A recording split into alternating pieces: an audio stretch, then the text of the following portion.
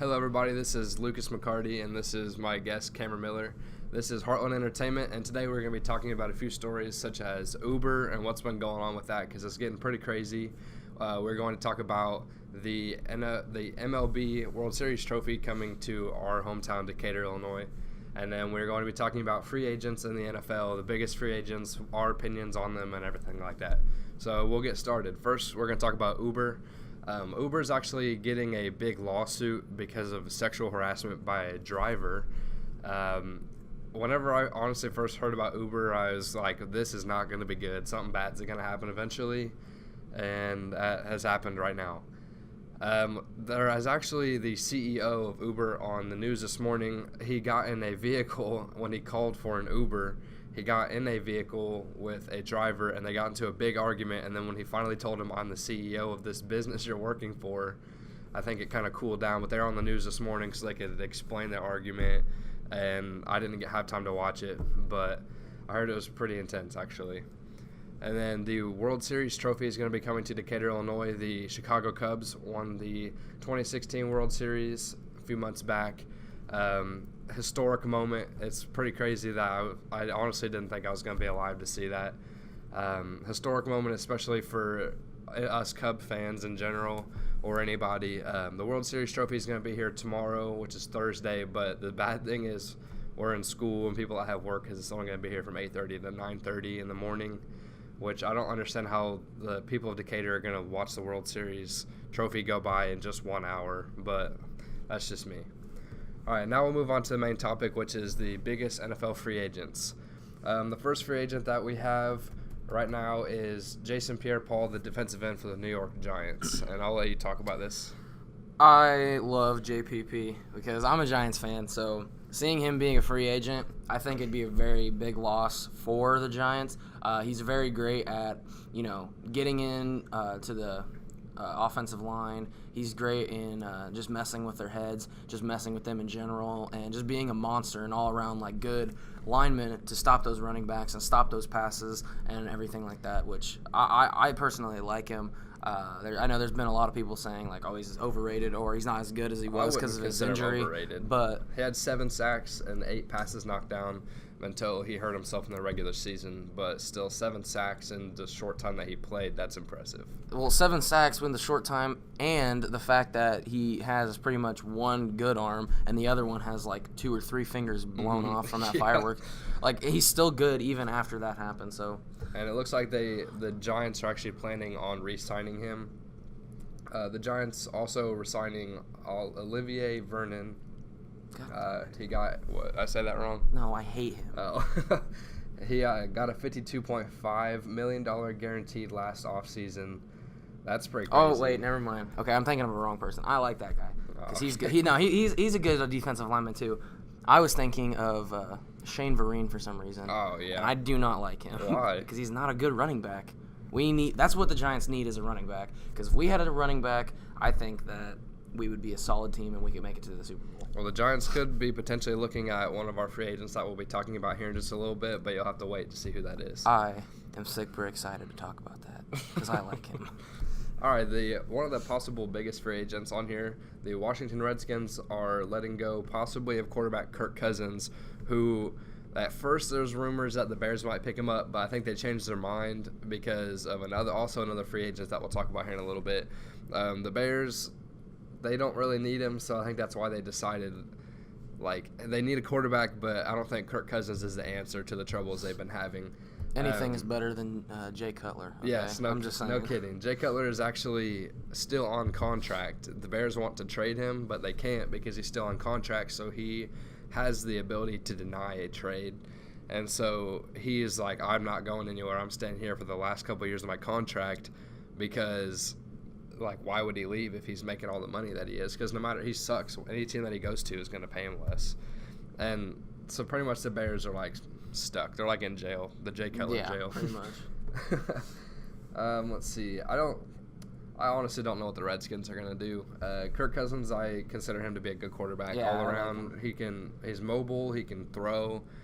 I think the Redskins are just gonna have a few rebuilding years. Mm-hmm. The next one we're gonna talk about is the Chicago Bears letting go of wide receiver Alshon Jeffery, and I just saw on ESPN.com the other day that I believe that they said they're not going to re-sign him, which I don't understand what they're thinking, because like the Bears just prove all the time that they don't have any ability at all to like build a roster. Why would? Because first off, what was that? 4 years ago they signed Jay Cutler to a 6-year deal. Why would you sign Jay Cutler to a 6-year deal whenever at the time he sucked and you know he's just going to get worse and worse? People are like, oh, he has his moments. Yeah, he'll have one game where he'll play good for a half and then get hurt and go out, and then he's done the rest of the season. But Alshon Jeffery was pretty much the main target, like, for receivers. I don't know why you get rid of him. Alshon Jeffery is only 26, which, I mean, is not young in the NFL, but it's not old, especially with his skill level. I just don't understand why they're going to get rid of him. Well, think about it. Megatron was really good all up until the end of his career. Yeah, exactly. So, you know, you can't really judge it on age. You have to judge it on ability. So, I mean, I don't know. Like, I've seen the way he plays, and Alshon's a great a receiver. I almost said running back. But he's a great receiver. I don't know why they let him go, like you said, because if they're trying to rebuild with a new quarterback, I mean, that'd be a great receiver to have for that new quarterback that's like, you know, and it says here that part of the reason that they're getting rid of Alshon Jeffery is because of his numbers, his yards and everything have dipped the past couple of years. Well, that's not his fault. It's the quarterback's fault. When you have so many different quarterbacks, when you're on your third and whoever else wants to play quarterback for the Bears, like if the kicker's like, hey, I can throw 10 yards, then like if you have somebody that can't throw consistently, then you can't expect your receivers to do good. You know, what do you want to do? Like hand the ball off? Exactly. Like, I mean, exactly. That's stupid. Look at great teams like the Patriots and the Steelers and stuff who have veteran quarterbacks. Mm-hmm. Ben Roethlisberger, Tom Brady. You can't expect a quarterback that is not consistent at playing the first string quarterback to be great. And if you don't have a great quarterback, your receivers aren't going to be as good, or they're not going to look as good. And even think about it whenever the Broncos won their last Super Bowl with Peyton Manning as the last year. The great veteran quarterback. Exactly. And got those yards for him. And I think that statement is really stupid because that's like saying, oh, I'm going to fire all of my drivers for a company because they don't have vehicles. Mm-hmm. It's like, exactly. Really? Exactly. That makes sense because their numbers are low because they're not doing this stuff. It's like, well, give them that vehicle. Give them that motor to keep them going. Exactly. Like, I don't know. That's just dumb. It's not that often that you have a quarterback that it's a rookie or someone that's like, for example, Dak Prescott. It's not that often you have a Dak Prescott of an NFL.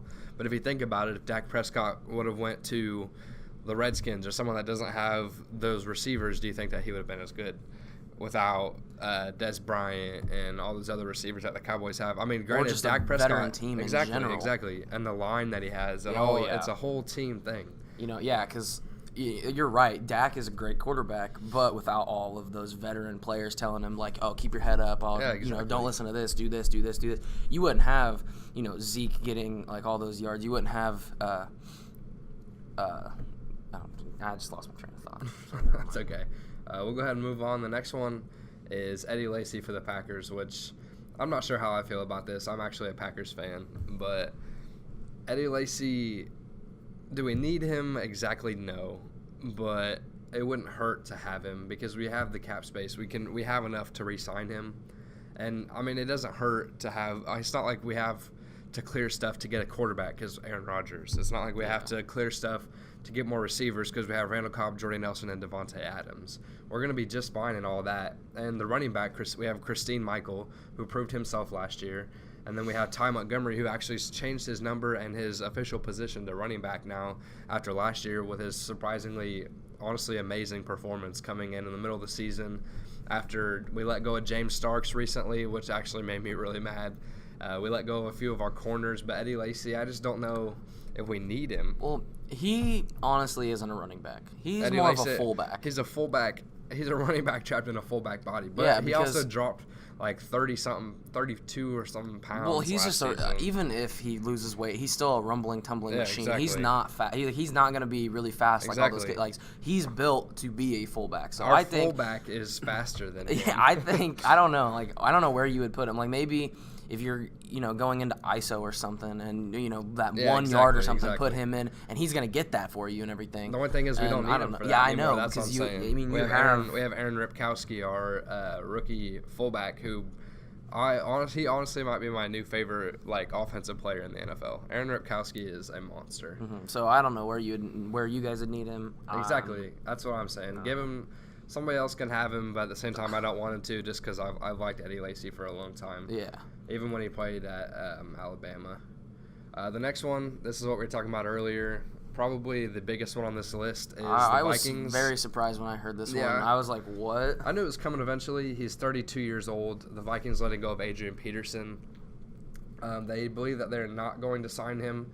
You actually informed me earlier that he's been talking about going to the Cowboys for a while. Yeah, like there's a statement that came out that said he really through most of his career he's wanted to go to the Cowboys, but the Cowboys don't need him because they don't want that conflict with Zeke and him trying to compete or like that rivalry or something. So they don't need that. But I would really love to see this guy go to the Giants because that's what the Giants need. Giants need a running back. And then they're set because their corners, sometimes they're bad, but most of the times they're good.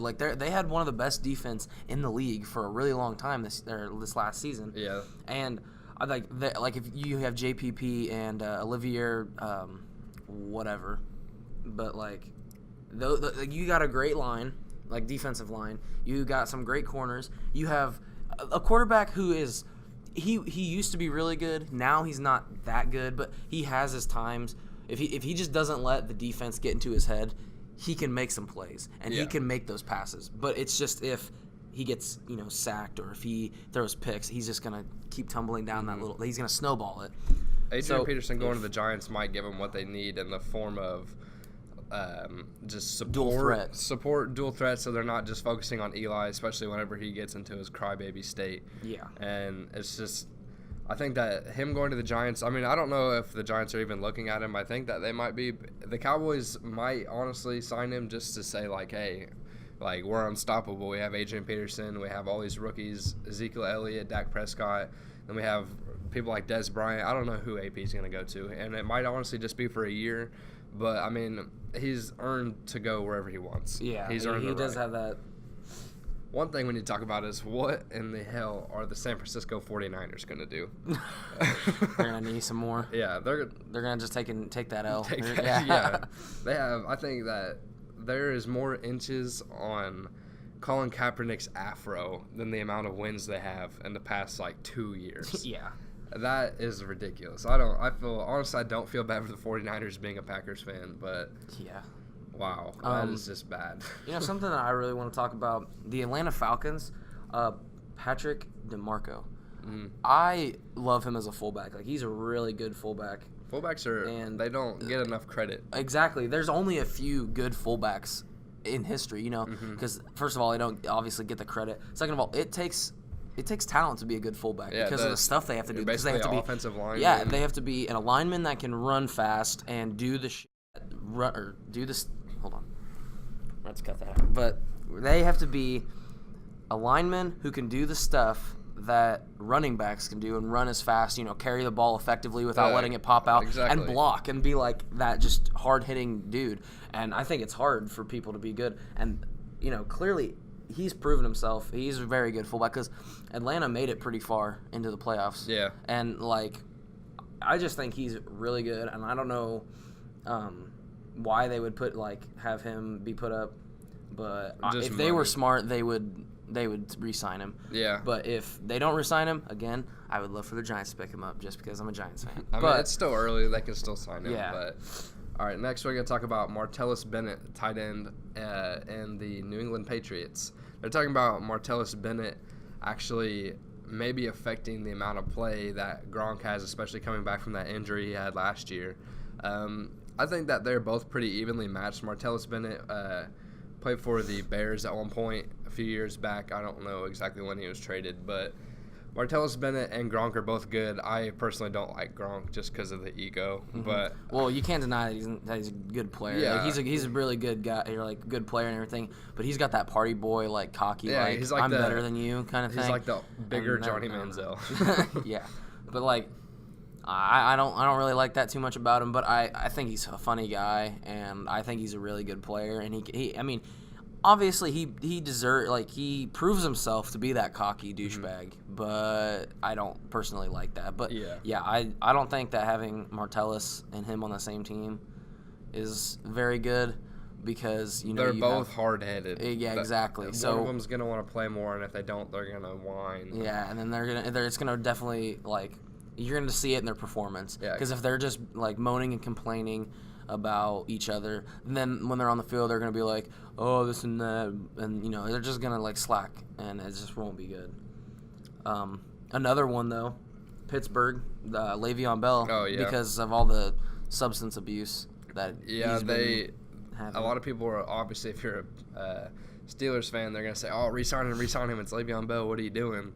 But you also have to think, how many games has he missed due to getting caught with drugs and everything, like and 6 how or does more? that reflect the company or the Exactly. I don't know That's if you just call it like company, but it's like they don't care. The organization. name. It's like they don't.